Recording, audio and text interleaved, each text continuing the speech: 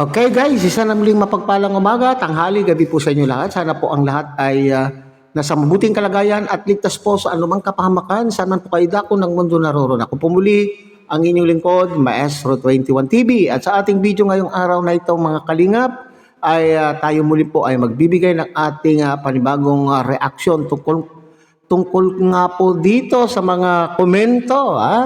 Mga komento po ng mga buzzer ng ni Nanay Imelda o ang pamilya Aquino, mga kalingap. So kahapon ay ipinalabas yung interview po ni Andy Kayaka Vlogs sa naturang kay Nanay Imelda, at ito ay pinag-usapan mga kalingap yung tungkol po sa issue ng kanya pong anak na si Rhea, yung naturang post ni Rhea, at siyempre naroon din po yung kanya pong paghingi ng paumanhin, paghingi po ng pasensya kay Kalingap Rob, at the same time sa buong Kalingap, at sinasabing nililinaw din po niya mga Kalingap yung tungkol po sa issue ng pagwakwak. Pero pagkatapos po ng interviewing ito mga Kalingap ay umani naman po ng mga negatibong opinion ng ating iba't ibang mga taga-suporta po. Itong mga solid supporter po ng Kalingap. Hindi natin alam kung ito ba ay mga Kalingap or sadyang sila po ay mga taga-bash, taga-puna sa pamilyang ito. Okay? So yan po yung ating pag-uusapan ngayong araw na ito mga Kalingap. Pero bago po yan, tayo muna po ay magbibigay pugay sa ama at founder po ng Kalingap, Kuya Bal Santos Matubang. At tangkilikin po natin na vlog, Kalingap Rob. At kung bagong silip lang po kayo, bagong dating lang po kayo sa ating munting channel, sana po ay inyo rin pong suportahan sa pamamagitan po ng pagbibigay nyo po ng likes, share, and subscribe. At tuloy, pindutin na rin po ang notification bell, at nang sa ganon, tayo pa rin po ay magkita-kita at magsama-sama sa susunod pa pong mga reaction videos na ating gagawin. Likewise, mega loud shout out sa ating mga kasamahan po dyan sa Karepa, Kalingap Reactors Partner. Sa pamumuno po yan ng ating Presidente Javier De Leon aka Birador. At ganun din po, huwag natin kakaligtaan suportahan ang ating mga Kalingap partners, Kalingap Charity Vloggers na nariyan po sa iba't ibang Kalingap landing pad na mayroon po tayo sa ating bansa. So bago po tayo magpatuloy mga Kalingap, ay sabay-sabay muna natin panuorin ang isang maikling video clip na ating pong kinuha doon sa live po ni Andy Kayaka Vlog. So sa mga hindi pa po nakakapanood sa naturang video, nandun po ang kabuuan ng video nito, ay pakibisita po ang channel po ni Andy Kayaka Vlog. So panoorin po natin mga Kalingap. Sa ating title, mapanghinala. Tama po, mapanghinala. Bakit po mapanghinala mga kababayan ating title? No? Kasi po mga kababayan, about po ito doon sa aking pagpunta o paghahanap noong isang araw kay Rhea Mix Vlog, at siyempre nga po pagpunta ko kay Nanay Imelda. No? Ngayon po mga kababayan, kahit pa paano naman po, pag may signal ako po ay nanonood din sa ating mga kaibigan na mga reaktor. No? Mayroon po tayo doon nakita, mga kababayan, na ispo doon kay ating kapatid Sangkay Lons TV. Shout out po kaya Sangkay Lons TV. Na may nagsasabi na ang kuha daw kay Nanay Imelda ay isang, ano bang tawag doon? Scripted ba ang tawag doon? Ayan, no? At marami pang iba, mga kababayan. Doon po sa mga nagsasabi na tinuruan si Nanay Imelda ng isasagot. Sa mga nagsasabi, ito po yung naka-address sa mga nagsasabi, no? Sa mga nagsasabi. Hindi po ito doon sa mga ibang viewers, no? Doon po ito naka-address, o doon, ang tinutukoy ko po dito yung sa mga taong walang magawa sa buhay, yung mapagduda sa kapwa. No po, yung mapagduda sa kapwa.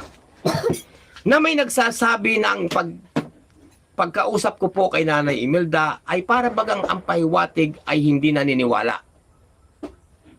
Doon po sa hindi naniniwala sa pagsagot sa tanong ko kay Nanay Imelda, wala po akong magagawa. Kung ayaw niyo pong maniwala, nasa inyo na po yun. Pero paalala ko lamang po, huwag kayong mapagduda. No po, huwag kayong mapagduda sa kapwa. So yan mga kalingap ang sinasabi po ni Andy Kayakap Vlogs na siya mismo ang nakakita ng mga komento tungkol po sa kanya pong interview kay Nanay Imelda, kung saan ang ating pong mga kasamaan pong mga reactors ay nag-content po tungkol dito, at isa na rin po ako dyan mga kalinga, pero sa awa ng Diyos wala pa naman po ako nakikitang negatibong komento doon sa ating upload. So nakita daw po ni Andy Kayakap na sinasabi, marami daw pong sinasabi ng mga buzzer, maaring ito at ito po ay pinatutungkulan po niya doon sa mga hindi makapaniwala, at doon lalo na mismo doon sa nagkomento na sinasabi na itong pahayag, yun daw naging pahayag po ni Nanay Imelda ay scripted. So nakakitaan po ng hindi hindi katotohanan. So para pag sinabi mong scripted ay tinuruan lamang daw po.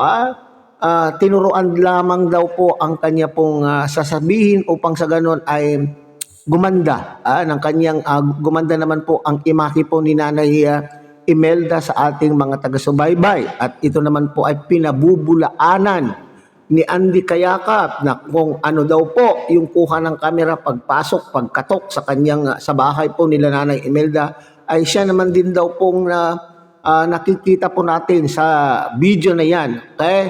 So bakit nga ba sinasabi na scripted? Kasi marami din pong nagsasabi na itong nag-aalala. Marami din nag-aalala mga kalingap na sa pinagdaanan, sa mga issue na pinag-uusapan, na trending na issue na pinag-uusapan tungkol po sa kanyang pamilya. Particularly doon kay Rhea ay nag-aalala po sila mga kalingap na baka itong si Nanay Imelda daw po ay nai-stress. Mayroon na naman din pong mga nag-content mga kalingap na hindi sa itsura po, sa itsura daw po ni Nanay Imelda sa video na yan ay hindi naman daw po stress, hindi naman daw po nababahala itong si Nanay Imelda. At saka sinasabi po nila na press na press nga raw po si Nanay Imelda sa video na yan mga kalingap. So ibig sabihin ay lahat na lang ay pinupuna. Pati nga po yung paghawi. Pati nga po yung paghawi ng buhok ni Nanay Imelda ay hindi nakaligtas. Kaya daw po scripted at hindi naniniwala doon sa naging pahayag po niya kasi panay ang hawi ng kanyang bagong riban na buhok. Alam nyo mga kalingap, yung pagkariban po ng buhok po ni Nanay Imelda ay matagal na po yun, hindi po ba? Ipinagawa po niya yung kanyang buhok noong pining po ni Joy Diwata. Pati ba naman yun ay mga kalingap ay papansinin po natin. So hindi tinuruan at hindi scripted yung paghingi po niya ng pasensya, at kaya po isa pang dahilan bakit hindi sila naniniwala kay Nanay Imelda ay ito daw pong imposible daw mga kalingap. Imposible daw na hindi nag-usap o hindi man lang kinausap ni Nanay Imelda itong si Rhea, kasi sinabi po diyan mga kalingap na wala daw alam, hindi pa niya daw nakakausap, matagal nang hindi nakakausap itong si Rhea. Bakit hindi sila nag-usap? Ito isang problema. Alam po naman po niyo, alam po ninyo sa nagdaan bagyo. Sa nagdaan bagyo ay nahihirapan po sila ng signal po diyan. Itong si Kuya Andy nga po mga kalingap ay nahihirapan po siya sa signal doon po sa kanilang lugar. Ang tanging na-resolve ang tanging lugar na mayroon na pong signal ay ang bayan po ng Daet, pero doon sa mga ibang bayan po ay naghihirapan pa po sila ng kanila pong signal. So yun po yung isang dahilan mga kalingap na sinasabi po nga, bakit hindi man lang kinausap? Alam nyo, siguro yung paghingi ng pasensya, paghingi po ng paumanhin, paghingi po ng sorry ni Nanay Imelda in behalf of ng kanyang pong anak ay medyo sapat na rin po yun mga kalingap, ha? At hintayin po natin na itong si Rhea ang makapag-isip-isip na kung totoo man o hindi yung kanyang pinatutungkulan, bayaan na muna natin. Pansamantala ay tama na po yung paghingi po ni Nanay Imelda ng pasensya para po sa kanya pong anak, at sinasabi po niyan na hindi po sila nawakwak. Ngayon, pwede rin niya sigurong kausapin ang kanyang anak na dahan-dahan, kalma, hinay-hinay sa kanya pong pagpo-post. Sabi ko nga kahapon mga kalingap, bagamat anak natin po ang mga yan, sa ating mga anak ay hindi natin saklaw ang kanila pong pag-iisip, lalo na po kung mayroon na po silang may mga edad na po at may kanya-kanya na po silang pinapaniwalaan, may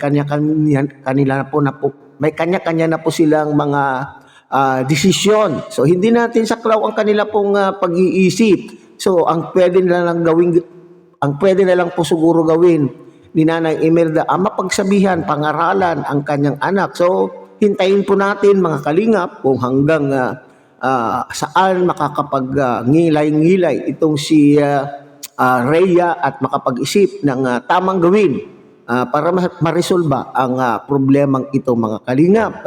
So ito yung sinasabing na we cannot please everybody. Kaya maski anong sabihin po ni Nanay Imelda, kung galit po, yung mga taong galit, ay ang kanilang paniniwala ay lahat na lang ng sasabihin ng isang tao na kanila pong kinamumuhian ay parating mga mali. Wala silang nakikitang tama. Itong mga taong galit, itong may mga taong may galit sa kanila pong dibdib, maski anong gawin ng isang taong mabuti, anong gawin na tama itong taong kinamumuhian po nila, ay hindi po nila yon nakikita kasi namamayani ang galit sa kanila pong mga puso. Okay, so hanggang dito na lamang po tayo mga kalingap. Muli tangkilikin po natin Kuya Bal Santos Matubang, Ate Edna Vlog, Kalingap Rob, at muli pinapakiusapan po kayo na sana po ay inyo rin pong tangkilikin ang munting channel na ito sa pamamagitan po ng pagbibigay niyo po ng like, share, and subscribe. At tuloy pindutin na rin po ang notification bell. At nang sa ganon, tayo pa rin po ay magkita-kita at magsama-sama sa susunod pa pong mga reaction videos na ating gagawin. Muli isang mapagpalang umaga, tanghali, gabi po sa inyong lahat. Mabuhay po kayo at God bless everyone.